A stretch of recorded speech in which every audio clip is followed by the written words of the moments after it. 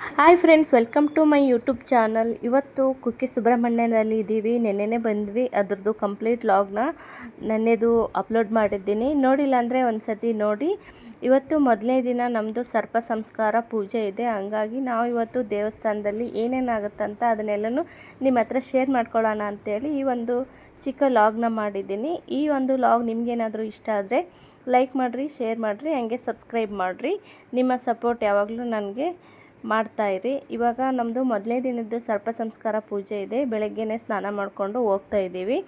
ಮೊದಲನೇ ದಿನ ಸರ್ಪ ಸಂಸ್ಕಾರ ಪೂಜೆ ದಿವಸ ನಾವು ರೂಮಲ್ಲೇ ಸ್ನಾನ ಮಾಡ್ಕೊಂಡು ಹೋಗ್ತಾ ಇದ್ದೀವಿ.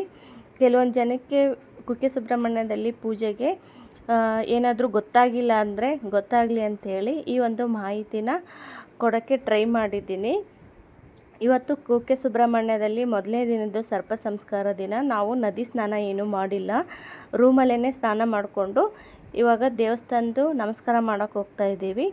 ನಾವು ಇಲ್ಲಿ ಆನ್ಲೈನ್ ಬುಕ್ ಏನೂ ಮಾಡಿಲ್ಲ. ಡೈರೆಕ್ಟಾಗಿಯೇ ನಾವು ನಮಗೆ ಗೊತ್ತಿರೋರ ಹತ್ರ ನಂಬರ್ನ ತೊಗೊಂಡು ನಾವು ಡೈರೆಕ್ಟಾಗಿಯೇ ಹೋಗಿ ಪೂಜೆನ ಮಾಡಿಸ್ತಾ ಇದ್ದೀವಿ. ಅಲ್ಲಿ ಹೋಗಿ ನಾವು ಡೈರೆಕ್ಟಾಗಿ ಹೋಗಿ ಪೂಜೆ ಮಾಡಿಸ್ತೀವಿ ಅಂದ್ರೂ ಆಗೋದಿಲ್ಲ.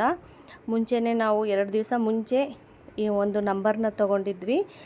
ಯಾರ್ದು ಅಂತಂದರೆ ನಮ್ಮ ಹಸ್ಬೆಂಡವರು ಅವ್ರ ಫ್ರೆಂಡ್ ಹತ್ರ ಮುಂಚೆ ಪೂಜೆ ಮಾಡಿಸಿದ್ರಂತೆ. ಅವ್ರ ಫ್ರೆಂಡು ಅವರು ಪುರೋಹಿತರದ್ದು ನಂಬರ್ನ ತೊಗೊಂಡು ಬಂದಿದ್ದರು. ಅವ್ರ ನಂಬರು ನಮಗೆ ಕೊಟ್ಟಿದ್ದರು.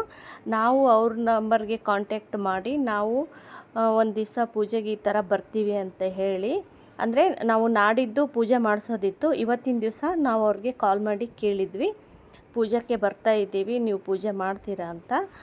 ಸರಿ ಮಾಡ್ತೀವಿ ಬನ್ನಿ ಅಂತ ಹೇಳಿದರು. ನಮ್ಮದು ಶನಿವಾರ ಪೂಜೆ ಇತ್ತು.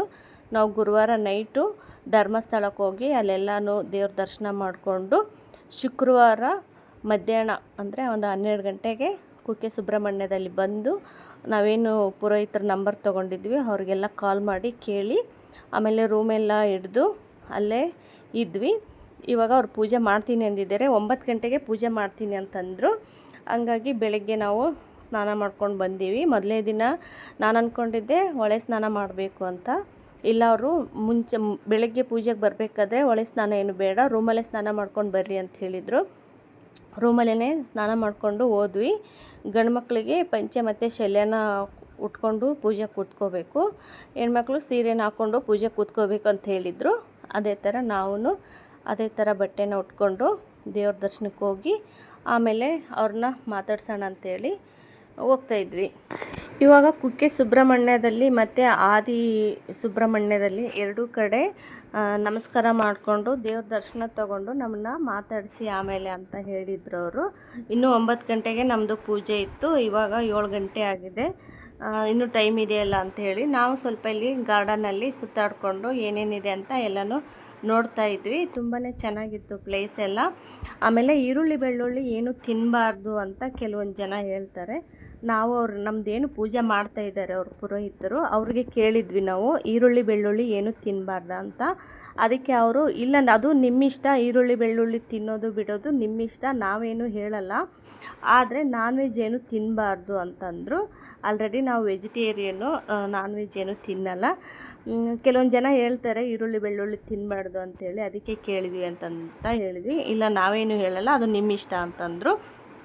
ನಾವು ಹೆಂಗೂ ಪೂಜೆ ಮಾಡಿಸ್ತಾ ಇದ್ದೀವಿ, ಯಾಕಿರಲಿ ಬಿಡು ಅಂಥೇಳಿ ನಾವು ಈರುಳ್ಳಿ ಬೆಳ್ಳುಳ್ಳಿ ಏನೂ ತಿಂತಾ ಇರಲಿಲ್ಲ. ಗುರುವಾರದಿಂದನೇ ನಾವು ಈರುಳ್ಳಿ ಬೆಳ್ಳುಳ್ಳಿ ತಿನ್ನೋದನ್ನು ಬಿಟ್ಟಿದ್ವಿ.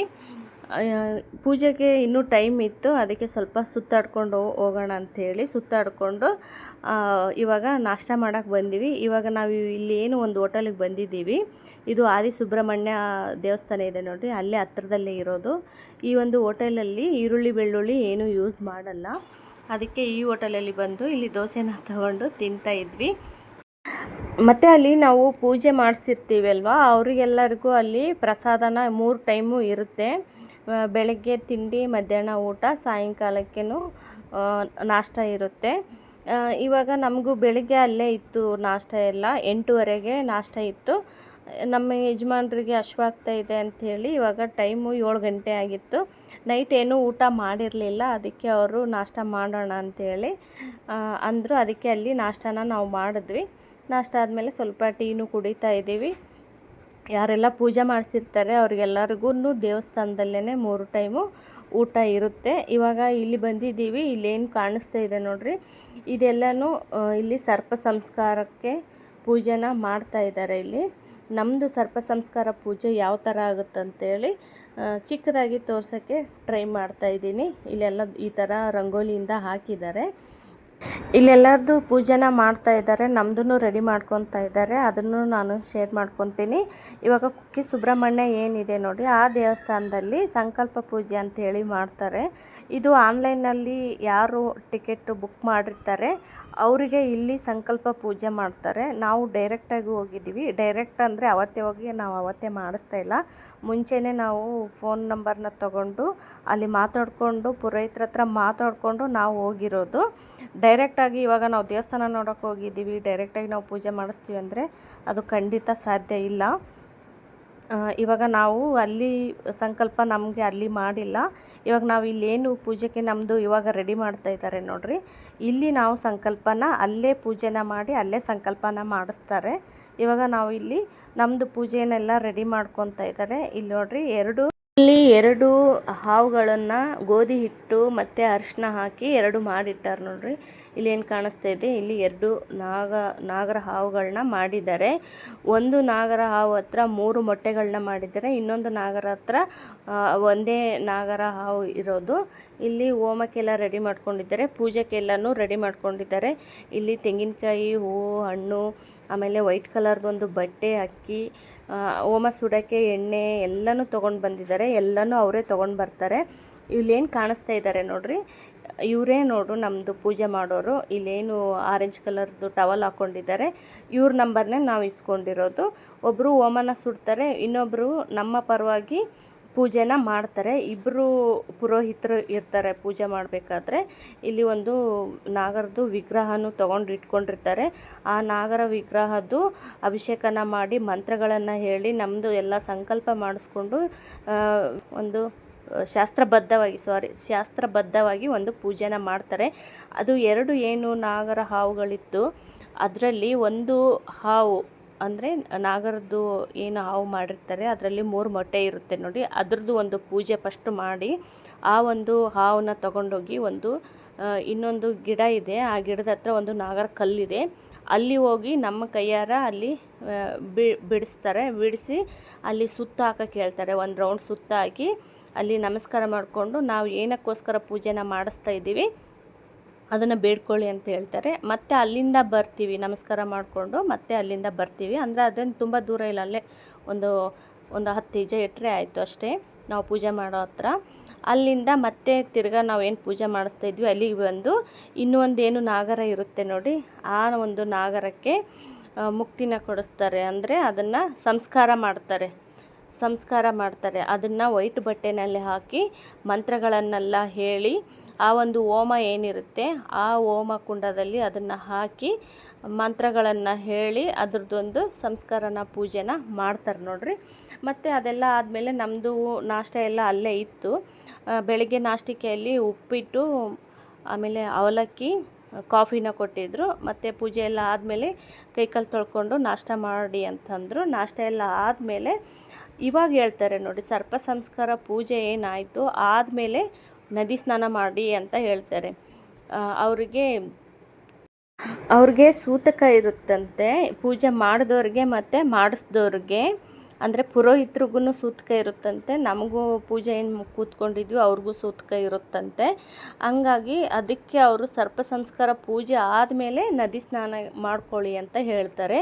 ಅರ್ಶಿನನೂ ಕೊಟ್ಟಿರ್ತಾರೆ ಪೂಜೆಗೆಲ್ಲ, ದೇವ್ರಿಗೆಲ್ಲ ಮುಂದೆ ಇಟ್ಟು ಅರ್ಶಿನ ಎಲ್ಲ ಮಾಡಿರ್ತಾರೆ, ಅದನ್ನೆಲ್ಲ ಕೊಟ್ಟು ಇದನ್ನು ಹಚ್ಕೊಂಡು ನದಿ ಸ್ನಾನ ಮಾಡಿ ಅಂತ ಹೇಳ್ತಾರೆ. ಹಂಗಾಗಿ ನಾವು ಆ ಪೂಜೆ ಆದಮೇಲೆ ನದಿ ಸ್ನಾನಕ್ಕೆ ಹೋಗಿ ಅರ್ಶಿನ ಹಚ್ಕೊಂಡು ನದಿ ಸ್ನಾನ ಮಾಡಿಕೊಂಡು ಇವಾಗ ಮತ್ತೆ ಅಲ್ಲೇ ಮಧ್ಯಾಹ್ನ ಊಟ ಇರುತ್ತೆ.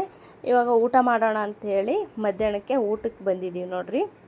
ಇವಾಗ ಇಲ್ಲೇನು ಕಾಣಿಸ್ತಾ ಇದೆ ನೋಡ್ರಿ, ಇದ್ರ ಪಕ್ಕದಲ್ಲೇ ಸರ್ಪ ಸಂಸ್ಕಾರ ಪೂಜೆನ ಮಾಡಿದ್ರು ನಮ್ಮದು. ಮತ್ತು ಆನ್ಲೈನಲ್ಲಿ ಮಾಡಿರೋರಿಗೆ ಬೇರೆ ಕಡೆ ಮಾಡ್ತಾರೆ. ನಾನು ಆವಾಗಲೇ ಗಾರ್ಡನಲ್ಲಿ ಸರ್ಪ ಸಂಸ್ಕಾರ ಅಂಥೇಳಿ ಅಲ್ಲೊಂದು ತೋರಿಸಿದೆ ನೋಡ್ರಿ, ಅಲ್ಲಿ ಮಾಡ್ತಾರೆ ಕೆಲವು ಜನಕ್ಕೆ. ನಮಗೆ ಇಲ್ಲೇನು ಊಟದ್ದು ಹಾಲಿದೆ, ಪೂಜೆ ಮಾಡಿಸಿದವ್ರಿಗೆ ಊಟದ ಹಾಲು ಏನಿದೆ ಅದ್ರ ಪಕ್ಕದಲ್ಲೇ ಸ್ವಲ್ಪ ಜನಕ್ಕೆ ಮಾಡ್ತಾಯಿದ್ರು, ನಮ್ಮದೂ ಅಲ್ಲೇ ಮಾಡಿದರು. ಇವಾಗ ಊಟ ಮಾಡ್ತಾಯಿದ್ದೀವಿ. ಇಲ್ಲಿ ಕೂತ್ಕೊಂಡೇ ಊಟನ ಬಡಿಸ್ತಾರೆ. ಫಸ್ಟು ಇಲ್ಲಿ ಎಲೆ ಹಾಕಿ ಉಪ್ಪು ಹಾಕಿ ಅದರ ಮೇಲೆ ಸ್ವಲ್ಪ ಕೇಸರಿ ಬಾತು, ಒಂದು ಸೌತೆಕಾಯಿ ಪಚ್ಚಡಿ, ಅನ್ನ ಸಾರು, ಅನ್ನ ಸಾಂಬಾರು, ಅನ್ನ ಮಜ್ಜಿಗೆ, ಪಾಯಸ ಎಲ್ಲನೂ ಇರುತ್ತೆ ಊಟಕ್ಕೆ. ದೇವಸ್ಥಾನದಲ್ಲಿ ಊಟ ತುಂಬಾ ರುಚಿಯಾಗಿರುತ್ತೆ. ನಾವು ಇವಾಗ ಎಲ್ಲರೂ ಸೇರಿ ಊಟನ ಮಾಡ್ತಾಯಿದ್ದೀವಿ. ಇವತ್ತಿನ ದಿನ ಈ ಥರ ಇತ್ತು, ಪೂಜೆ ಎಲ್ಲ ಈ ಥರ ಮಾಡಿದರು. ಮತ್ತು ನಾಳೆ ಯಾವ ಥರ ಇರುತ್ತೆ ಅಂತ ಅದನ್ನು ಶೇರ್ ಮಾಡ್ತೀನಿ. ಈ ವಿಡಿಯೋನ ಪೂರ್ತಿ ನೋಡಿರಿ, ಸಪೋರ್ಟ್ ಮಾಡಿರಿ. ಇವಾಗ ಊಟ ಎಲ್ಲ ಆದಮೇಲೆ ಸ್ವಲ್ಪ ರೂಮ್ಗೆ ಹೋಗಿ ರೆಸ್ಟ್ ಮಾಡಿ ಮತ್ತೆ ಸಾಯಂಕಾಲ ನಾವು ದೇವಸ್ಥಾನಕ್ಕೆ ಬಂದಿದ್ದೀವಿ. ದೇವಸ್ಥಾನದಲ್ಲಿ ಇವಾಗ ಪ್ರದಕ್ಷಿಣೆ ಹಾಕ್ತೀವಿ. ದೇವಸ್ಥಾನದ ಒಳಗಡೆ ಹೋಗಬಾರ್ದು, ಹೊರ್ಗಡೆಯಿಂದನೇ ಆದಿ ಸುಬ್ರಹ್ಮಣ್ಯದಲ್ಲಿ 3 ಪ್ರದಕ್ಷಿಣೆ ಹಾಕಬೇಕು. ಕುಕ್ಕೆ ಸುಬ್ರಹ್ಮಣ್ಯದಲ್ಲಿ 12 ಪ್ರದಕ್ಷಿಣೆನ ಹಾಕಬೇಕು. ದೇವಸ್ಥಾನದ ಒಳಗಡೆ ಹೋಗಬಾರ್ದು, ಹೊರ್ಗಡೆಯಿಂದನೇ ಪ್ರದಕ್ಷಿಣೆ ಹಾಕಿ ನಮಸ್ಕಾರ ಮಾಡಬೇಕು. ಇದು ಈ ಥರ ಇತ್ತು ನೋಡಿರಿ. ಮತ್ತು ನಾಳೆ ಯಾವ ಥರ ಹೇಳ್ತಾರೆ ಪೂಜೆಗೆ ಅಂತ ಅದನ್ನೆಲ್ಲನೂ ಶೇರ್ ಮಾಡ್ತೀನಿ. ಈ ವಿಡಿಯೋನ ಇಲ್ಲಿಗೆ ಎಂಡ್ ಮಾಡ್ತೀನಿ.